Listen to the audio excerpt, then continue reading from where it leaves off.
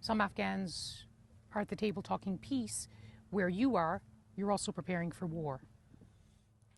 I think war and peace go together. The Taliban will never make peace with us in earnest if they don't believe that we can defeat them in war.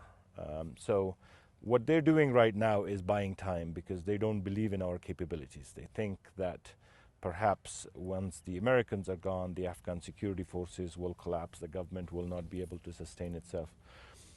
They still don't believe that the operations we're conducting are operations by the ANDSF.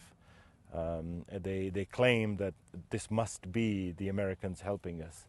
I have news for them. Unfortunately for them, this is not true.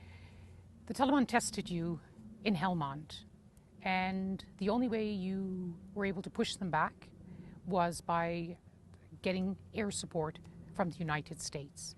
This is Afghans' fear, that the US forces will leave and the Taliban will take one provincial capital after the other.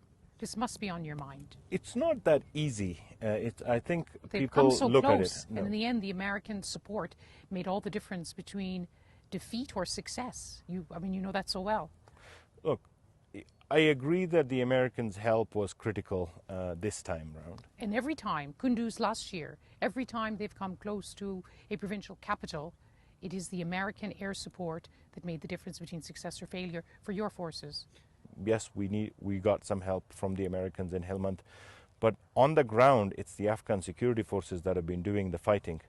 Do you think it makes a difference who wins the American election? Look, the American establishment, those that are working on Afghanistan, they all believe that it's time for their troops to go back to the U.S. So whichever administration comes in, I think that will be their policy.